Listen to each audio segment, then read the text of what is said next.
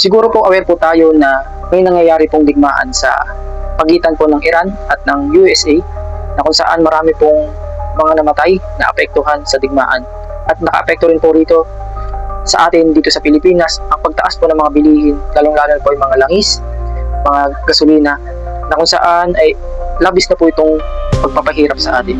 Kung iisipin yung mga kaibigan, ito po ba ay isang biglaan na pangyayari na hindi naasahan? Ito po ba ay hindi natin maisip na mangyayari ito? Pero kung ikaw po ay nagbabasa ng Biblia, ay malalaman mo na kinakailangan o mangyayari talaga ang mga bagay na ito.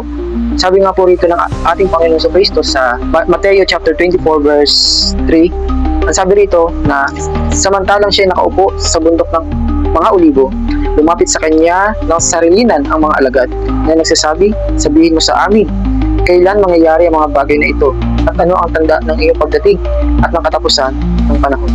At sabi rito ng ating Panginoon sa verse 4, sumagot si Jesus at sinabi sa kanila, mag-iingat kayo na huwag kayong maligaw ng sinuman. At sabi rin dito sa, kung pupunta po tayo sa verse 6, at makakarinig kayo ng mga digmaan at ang mga bali-balita ng mga digmaan. Mag-ingat kayo na huwag kayong mangamba sapagkat kailangan mangyari ito, subalit hindi pa ito ang wakas. So, sinasabi rito ng ating Panginoon na mangyayari ang mga bagay na ito at ito po ay tanda na kanya pong muling pagbabalik rito sa lupa.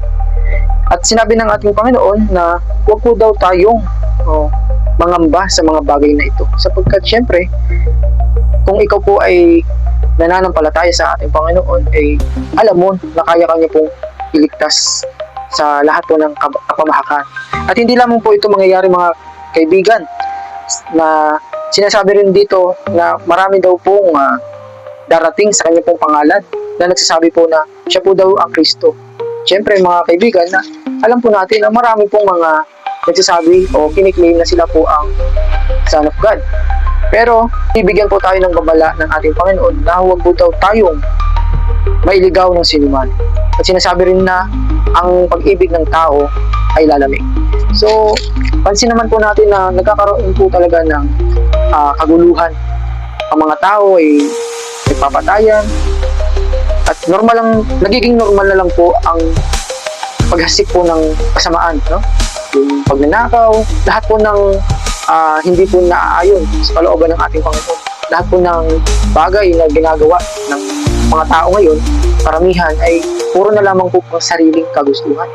Pero sabi ng ating Panginoon na ang tanda rin po ng kawakasan ng lahat ng mga ito ay sabi rito sa verse 14, at ang magandang balitang ito ng kaharian, no, ay ipapahayag sa buong daigdig bilang patotoo sa lahat ng mga bansa at pagkatapos ay darating ang wakas. Ang tanda po ng kawakasan ay maipalaganap na ang salita ng ating Panginoon. Pero sabi nga po rito sa verse 13, kung ating pong itataas, sabi rito, subalit ang magtiis hanggang sa wakas ay siyang maliligtas. So, panghawakan po natin ang sinasabi ng ating Panginoon na tayo po ay manampalataya sa Kanya, magtiwala sa Kanya, no? At huwag po tayong matakot sa mga nangyayari sa atin, sa mundong ito, sapagkat ito po yung mga sign lamang na darating ang ating Panginoon.